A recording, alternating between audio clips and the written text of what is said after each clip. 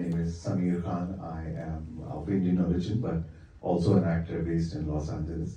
And it's truly an honor to be hearing you and listening to all the wonderful things you're sharing as an actor. And I mean, some of the questions they have already asked, but I'm still a little curious on the aspect that somebody just mentioned that you actually went to villages and you learned to milk the cows. So I'm just wondering, like, did you actually go to the slums to see the Chakra part where you played that slum dweller, or the Parsi of the Pestanji where you had a Parsi accent and the blinking of the eyes, or were they just your own imaginations, or like you actually work? And besides that, did you actually have workshops with Mr. Shah, things like that, like before the film or during the film, like to get into the character or things like that? Thank you so much. Yeah, that's a very good question. As far as observing and empathizing, see, I believe an actor must keep absorbing all the time. He must keep observing and imagining all the time. And empathy is the greatest, is the most essential quality that an actor should have. And I've always had empathy for the villagers who work in the fields. I've always had empathy for those who to whom my grandfather would toss an 8-anna coin or something as if he was giving them a fortune.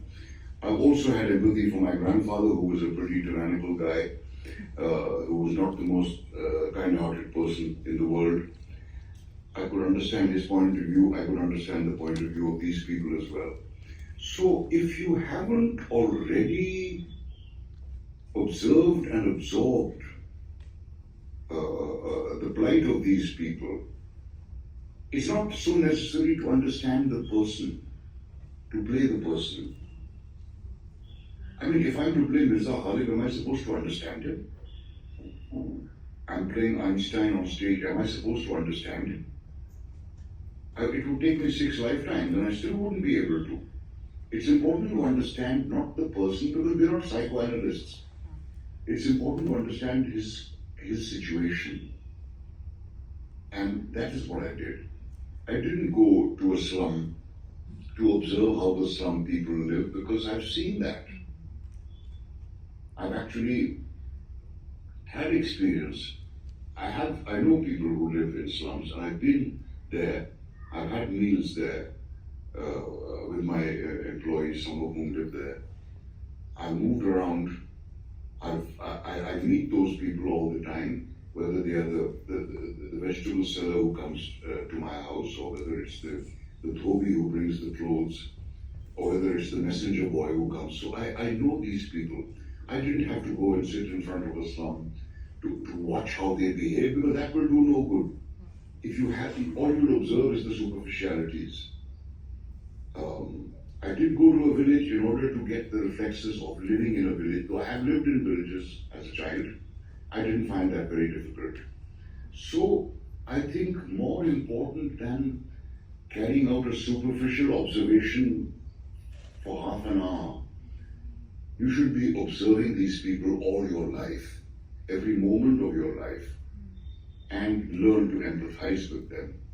So, I mean, I played a pimp in a film called Chakra. The set that was built was very realistic. People took it for an actual Hartman colony.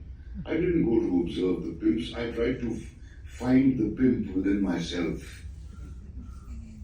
So it's a mixture of imagination and observation that you use. When you hear stories of great actors like Robert De Niro or Daniel Day-Lewis, who were into their roles 6 months in advance, I think they were just practicing. They were not becoming the character. They were practicing what was necessary in order to play the part.